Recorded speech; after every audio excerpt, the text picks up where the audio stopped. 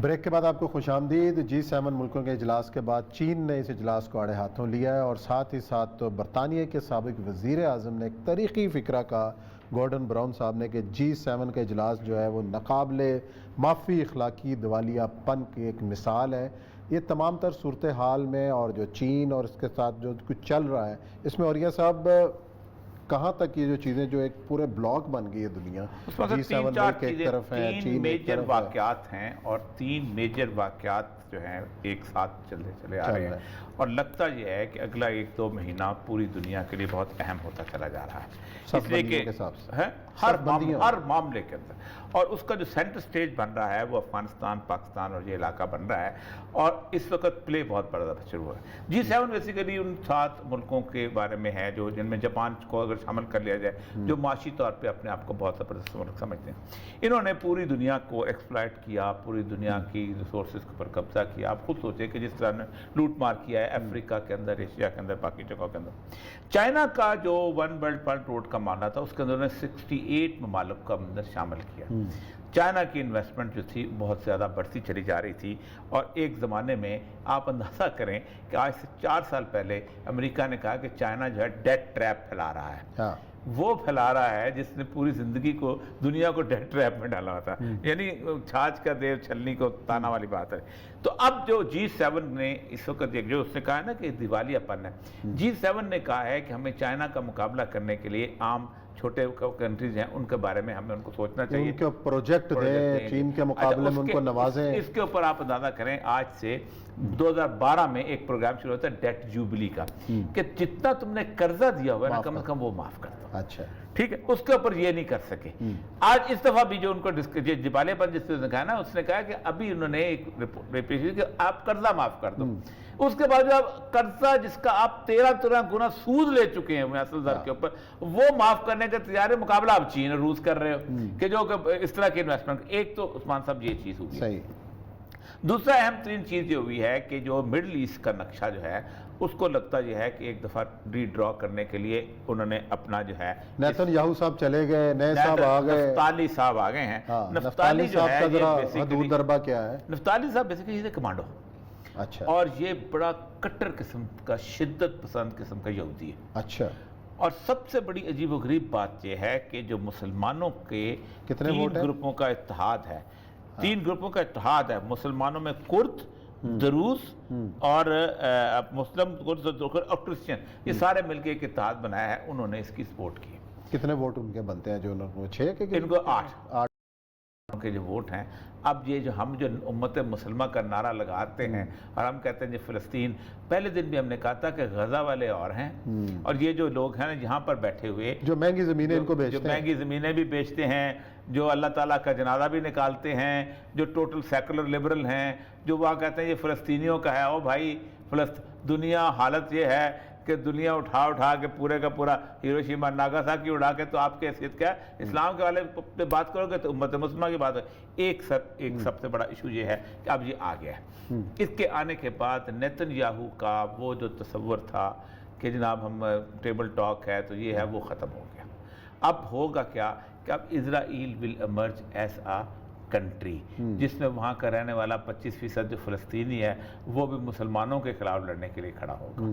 جو ایک نظر آتا ہے نا لا تتخذوا یہود والنصارى اولیاء کی جو تفسیر کرتے ہوئے کہا ہے جب وہ مسلمان بھی ان کے اندر رہیں گے تو وہی اسی طرح کے یہودی ٹائپ جو ہیں وہ بن کے ہوں گے اور وہی لڑیں گے۔ پھر مسلم امہ سے کون لوگ آئیں گے، یہ لمبی کہانی ہے، کس وقت بات کریں گے اس کے۔ تیسرا ہے افغانستان کا ایشو۔ صحیح ہے۔ اس کے بعد افغانستان کا جو سب سے اہم ترین ایشو یہ ہے کہ افغانستان کے بارے میں یہ تصور کر لیا تھا امریکہ نے کہ اب ہم جاتے ہوئے کچھ ناسور چھوڑ جائیں گے وہاں پر، اور ناسور کے بارے میں کل میں نے بڑی عجیب و غریب ڈسکشن 2-3 جگہوں پہ چینلز پہ دیکھی، انٹرنیشنل چینل میں، لوکل چینل میں، کہ جی اب جب طالبان 1995 میں آئے تھے تو وہاں یونیورسٹیاں نہیں کھلی تھیں، عورتوں کی تعلیم نہیں تھی، ٹی وی نہیں تھا، میڈیا نہیں تھا، انٹرنیٹ نہیں تھا، یہ نہیں تھا، یہ نہیں تھا۔ اور اب تو طالبان تو بڑا مشکل ہوگا، اب اگر طالبان نے ایسا کرنے کی کوشش کی تو لڑائی ہوگی۔ ان عقل کے اندوں کو کوئی یہ نہیں سمجھاتا کہ آج سے 50 سال پہلے کابل شہر سے زیادہ ماڈرن شہر پوری دنیا میں کوئی نہیں تھا۔ اسکرٹ جب مسلمانوں کے کسی ملک میں نہیں تھا، کابل کی عورتیں اسکرٹ پہنتی تھی. ایون ایران کے اندر اصفہان کے چند گلیوں میں تھے، لیکن کابل کے اندر باقاعدہ نائٹ کلبز ہوتے تھے. کابل کے اندر باقاعدہ وہ تمام یورپین کلچر جو تھا ظاہر صاحب سے پہلے کا تھا، وہ وہاں پر آ کے اسٹیبلش ہو چکا تھا، فرینچ اور ملا کے. پھر جب رشینز آئے ہیں تو رشین کے ہاں تو اخلاقیات کا لیول ہی بالکل ہوتا ہے، کیونکہ وہ ملک سوسائٹی. تو جب طالبان نے 1996 میں کابل کو فتح کیا تو اسی کابل کے اندر انہوں نے لا اینڈ آرڈر قائم کیا.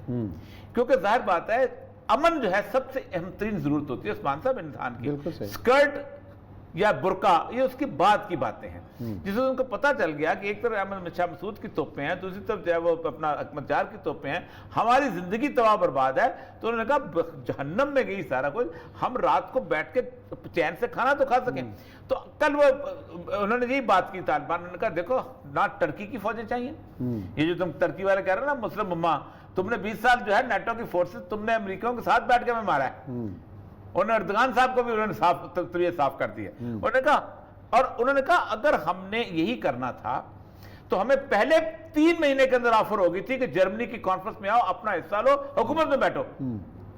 لیکن ہم نے تو یہ ساری قربانی کی ہے شریعت کے نفاذ کے لیے. اب یہاں لوگ ہنستے ہیں، کل بھی ایک کمپیئر صاحب کہتے ہیں طالبان تو شریعت لانا چاہتے ہیں. او بھائی تمہیں بھی اللہ کا رسول شریعت لانے کے لیے کہتا ہے اس ملک کے لیے. تمہیں بھی قیامت سے اللہ نے یہ سوال کرنا ہے کہ تم جب وہاں پر تھے تو تم نے شریعت کے نفاذ کے لیے کیا کیا.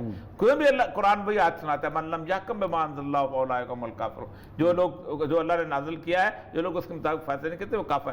تو ایک بات ان کو خوف یہ ہے کہ جس دن امریکہ کی آخری سپاہی اڑا اس دن سب سے پہلے ہونا یہ ہے کہ done done done done Kabul میں پہلے ہوا. تو کل وہ انہوں نے یہی بات کی طالبان نے کہا دیکھو نہ ٹرکی کی فوجیں چاہیے، یہ جو تم ترکی والے کہہ رہے ہیں نا مسلم امہ، تم نے 20 سال جو ہے نیٹو کی فورسز تم نے امریکیوں کے ساتھ بیٹھ کے میں مارا ہے. انہوں نے اردگان صاحب کو بھی انہوں نے طبیعت صاف کر دی ہے. انہوں نے کہا اگر ہم نے یہی کرنا تھا تو ہمیں پہلے 3 مہینے کے اندر آفر ہو گئی تھی کہ جرمنی کی کانفرنس میں آؤ، اپنا حصہ لو، حکومت میں بیٹھو.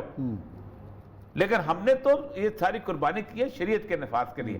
اب یہاں لوگ ہنستے ہیں، کل بھی ایک کمپیئر صاحب کہتے ہیں طالبان تو شریعت لانا چاہتے ہیں. او بھائی تمہیں بھی اللہ کا رسول شریعت لانے کے لیے کہتا ہے اس ملک کے لیے.